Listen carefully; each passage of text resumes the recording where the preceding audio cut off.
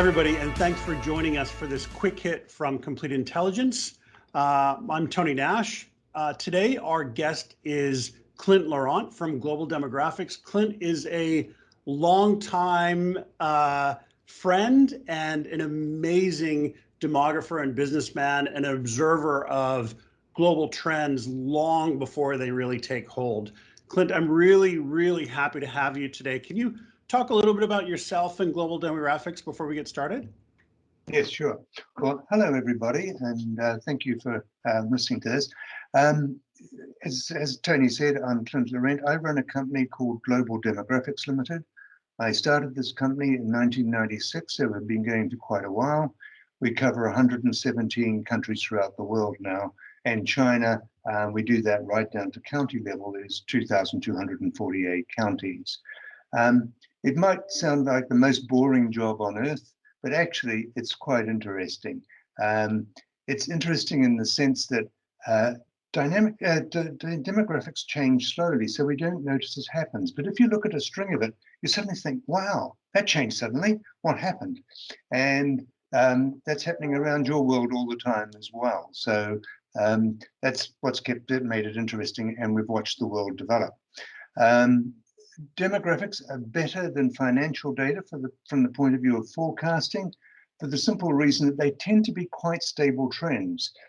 Birth rates, they can vary, but they tend to vary in a systematic way. Same for death rates, urbanization, even propensity to be employed doesn't change overnight unless there's some structural shock, such as a pandemic at the moment. So we're able to come up with quite reliable forecasts at least 15 years out. After 15 years, the reliability goes down, but it's still not dramatically out. We're typically never more plus than minus 5% error in our long-term forecasts. Obviously, when we're looking at household incomes and household expenditure, that's a little more variable because various things can affect economies outside demographics. So I appreciate you do get some variation around that. So that's really what we do. Our clients are mainly consumer goods companies, because obviously it's more relevant to that. But we have a lot of people who do infrastructure backbones and things like that who find the data useful as well. And I hope today will make it somewhat useful.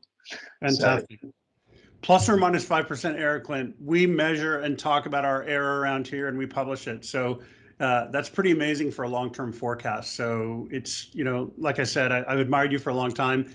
And it's really great to hear that. So just to kind of jump right into things, over the last year or so, we've seen the pandemic. We're now having this kind of bullwhip effect with inflation and other things. But I guess, this is kind of, to me, kind of capping off, let's say, the last 20 years where we've seen China as kind of the global growth market and the marginal consumer for almost everything. And it's really forced me to think kind of what's next. As you and I published a piece about a year and a half ago around China's population topping out around 2023, 2024. And so I'm really curious, what do you see happening in the next 5 to 10 years that will really come as a surprise to people? What are some of your observations over the next decade? Okay, well, I mean, obviously, it's a good question, as we discussed. The world is actually, as bizarrely, almost on a bit of a cusp at the moment. The pandemic is almost irrelevant to what was going to happen. I mean, I know the pandemic's caused a lot of economic disturbance, obviously affected some people's lives quite significantly, but really there was a lot of change that was about to start to happen anyhow, irrespective of whether or not the pandemic came along. And can I also make the point that from a demographic point of view, the pandemic is not really very relevant. I'm currently based in the UK, and the people who have unfortunately died from it, most of them would have died in the next 2 years anyhow, because they had severe underlying health situations. So its effect on death rates has actually been very, very marginal. Secondly, most deaths have been over the age of 60. That means it doesn't affect the labor force. It doesn't affect the propensity to have children. So really, it will be a horrible little blip in the history of mankind, and hopefully we move on from it, and hopefully the vaccines keep working. So a little bit of hope there. But that aside, there was going to be a big change. And if I can explain the change in the following ways. Up to now, the world has perhaps been a little bit lucky in the sense that we first of all had what I call the older affluent countries, and that's Western Europe, North America, and what I call affluent Asia, Japan, Taiwan, Australia.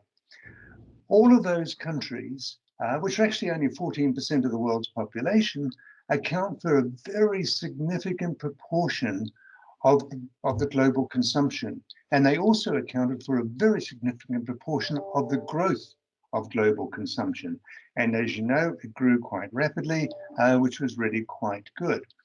And that is really the first big change is going to come into effect.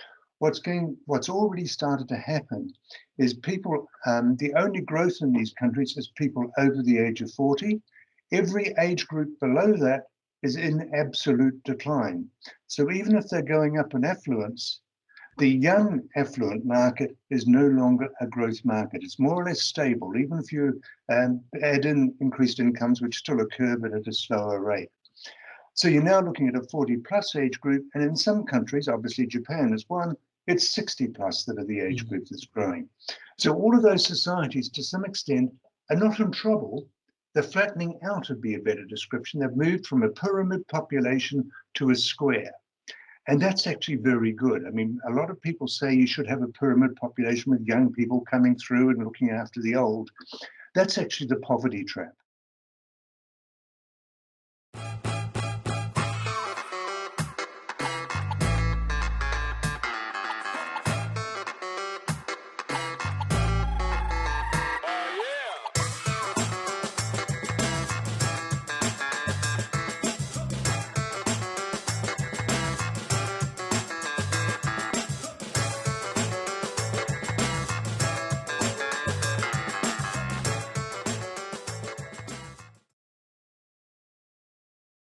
Because the young people come through with dependence, first of all, and it just keeps driving the society down.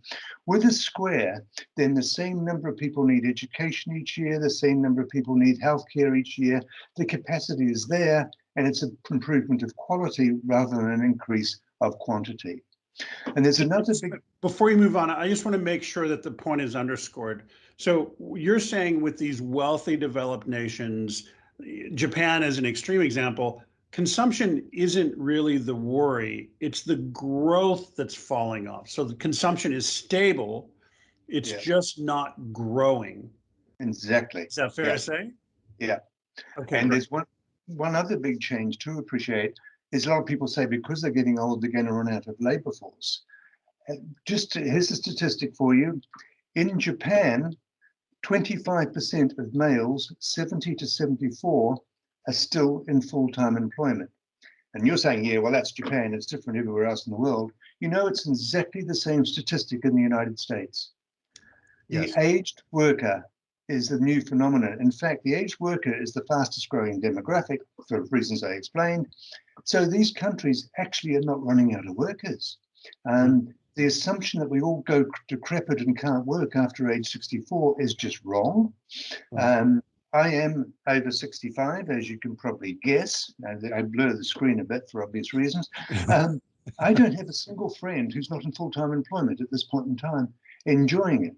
It saves all sorts of issues. So the labor force keeps going in these countries as well, so they don't even need migrant workers to sustain these countries. So they're a nice, comfortable niche, growing steadily, not phenomenally. You're talking about 1%, less than 1% growth in total consumer spending. Households are getting a little more affluent. The number of households has flattened out, which will have implications for the housing market, but it's not going down, so it's actually not too bad. So you say GDP is pretty stable, but what's happening to GDP per capita in those countries? Does it continue to grow? It does, but just at a much slower rate. I mean, you're talking 1% or even less than 1%, but it's positive. And do remember, 1% of $100,000 US is more money than the total income of households at the other end of the spectrum. So in actual fact, the spending power is lift is quite significant. But a really important point to keep in your mind right now is that consumption expenditure will start to level out.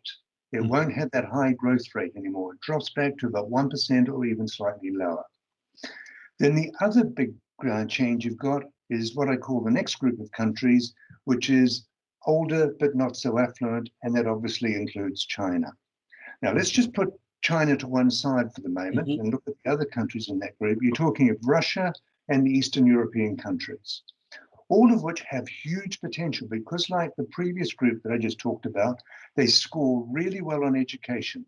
And countries that score well on education with the right capital investment can lift their productivity quite considerably. Countries that have weak education, it doesn't matter how much capital you throw into them, they don't lift their productivity. And there's plenty of statistics to prove that.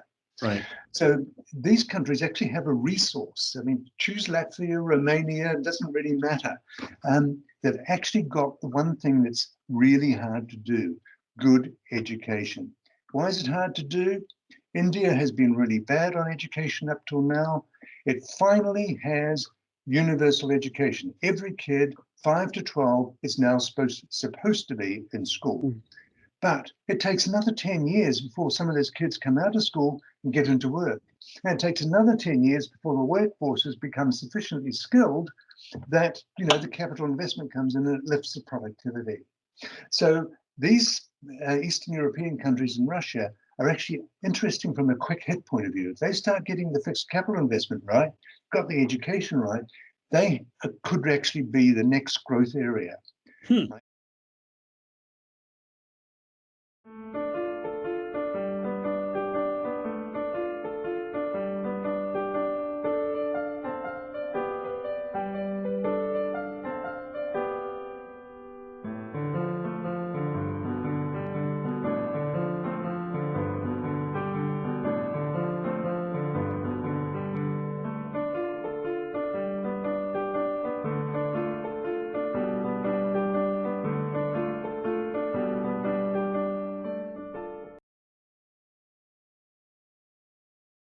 Only warning to you is they also are relatively old.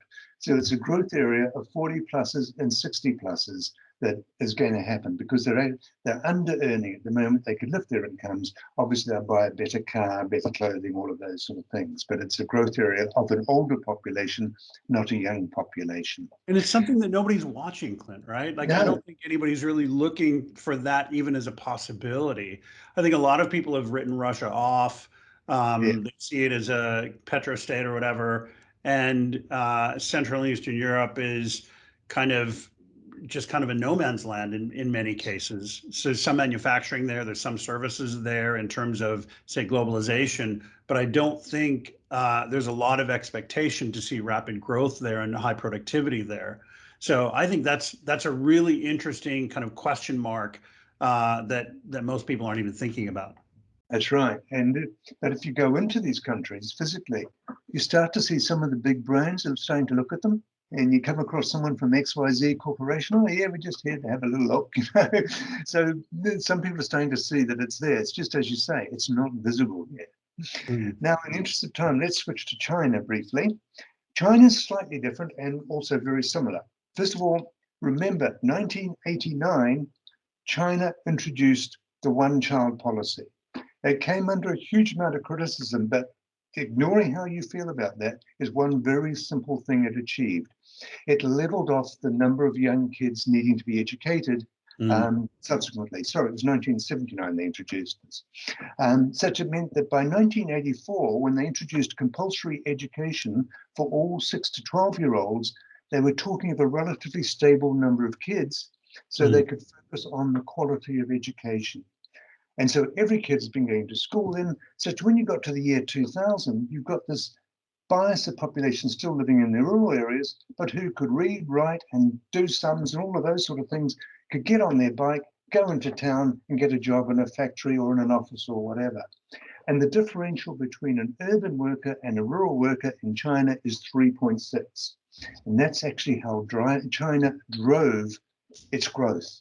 and its productivity per worker and its affluence. What it did is it said, take all these people who, nice people, but not well educated, not earning very much money, educate them, put them into job, let them earn lots of money and have a good lifestyle.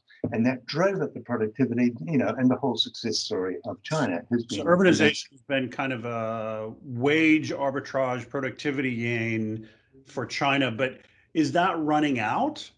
Do we see that running out in the next 10 years or does that continue over that period? We've got it going for actually, it's 20 million a year at the moment, which is a phenomenal number. That's Australia every year. Right. It's 20 million at the moment. We have it dropping down to about 11 million by 2040, because there's still a lot of people moving there. Now, this is the other big trick, because there's some people who have been saying, China's population's leveling out.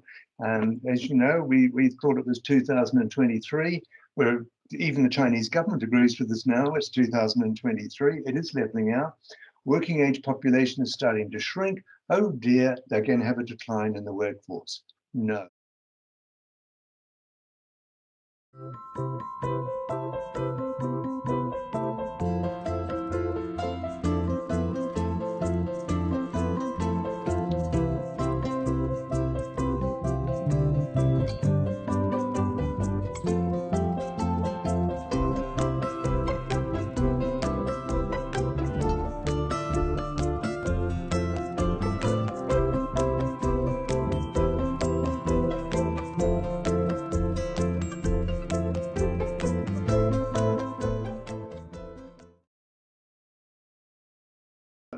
They're having a decline in the rural workforce. The rural workforce halves in the next 20 years. The urban workforce keeps growing for the next 10 years. For the next 10 years to 2030, the number of people working in urban jobs, which are highly productive, keeps going up. So for the next 10 years, China's GDP growth still chugs along reasonably well.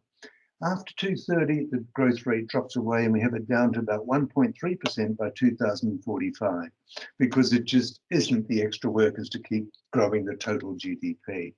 So that's the story there. But again, coming back to the consumption side, right? China in the last 10 years in the urban area had this huge group of people, 220 million of them, urban, aged 40 to 64 years of age, educated, earning quite good money by China's standards, spending money on holidays and trips and things like that.